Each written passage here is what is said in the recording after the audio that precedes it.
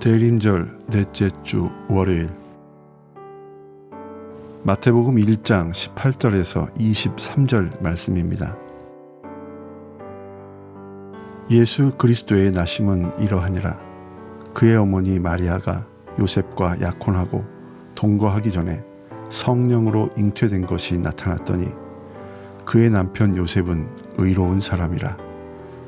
그를 드러내지 아니하고 가만히 끊고자 하여 이 일을 생각할 때 주의 사자가 현몽하여 이르되, 다윗의 자손 요셉아, 내 아내 마리아 데려오기를 무서워하지 말라.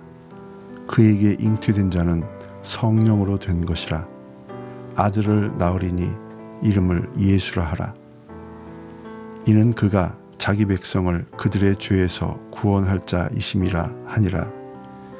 이 모든 일이 된 것은 주께서 선지자로 하신 말씀을 이루려 하심이니 이르시되, 보라, 처녀가 잉태하여 아들을 낳을 것이요 그의 이름은 임마누엘이라 하리라 하셨으니, 이를 번역한즉 하나님이 우리와 함께 계시다 함이라. 아멘.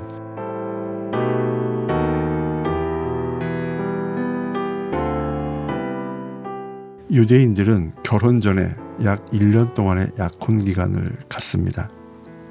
이 약혼 기간에 함께 살지는 않았지만은 부부와 다름이 없습니다.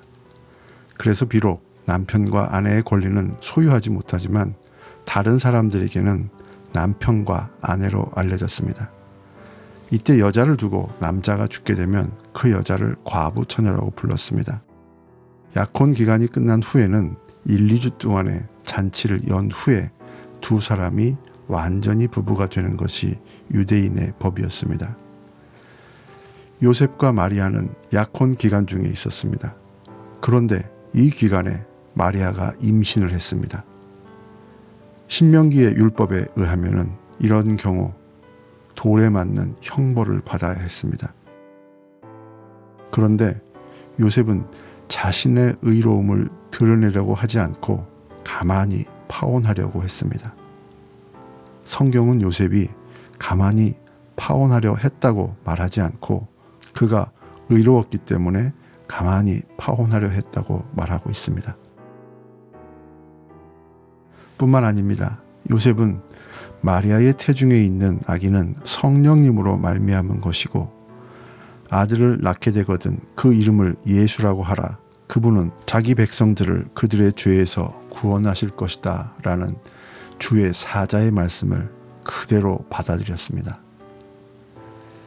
예수님께서 이 땅에 오신 것이 기적인 이유는 인류 역사에 전무후무한 동정녀를 통한 탄생이기 때문입니다. 그런데 그것보다도 더 큰 기적은 영원하신 성자 하나님께서 유한한 사람이 되셨다는 것입니다. 이것은 설명이 불가합니다. 마치 조그만 바가지에 바닷물을 다 담아 놓는 것과 비슷합니다. 아니, 그것을 훨씬 더 넘어섭니다. 그 영원하신 분이 유한한 우리를 구원하기 위해서 이 땅에 오셨습니다. 그것도 임마누엘이 되신다고 합니다. 우리의 연약함을, 우리의 약함을 누구보다도 잘 아시는 하나님의 배려입니다. 하나님께서 우리 곁에 아예 계시기로 작정한 것이 임마누엘입니다. 임마누엘 하시는 주님과 동행하는 오늘 하루가 되시기를 간절히 기원드립니다.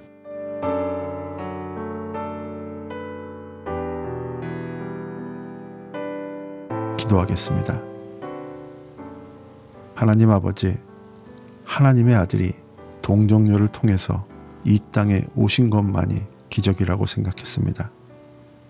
그런데 그것과는 감히 비교할 수 없는 것이 바로 영원하신 성자 하나님이 유한한 피조물로 오셨다는 것을 감히 상상도 할 수 없었습니다. 그것도 죄와 허물투성이인 우리를 영원히 건져 올려주시기 위해서 오셨고, 우리에게 임마누엘 해주셔서 감사합니다. 또한 이 엄청난 사실을 믿게 해주셔서 감사합니다. 오늘 하루도 주님과 동행하는 복된 한날이 되게 도와주시옵소서. 예수님의 이름으로 기도드립니다. 아멘.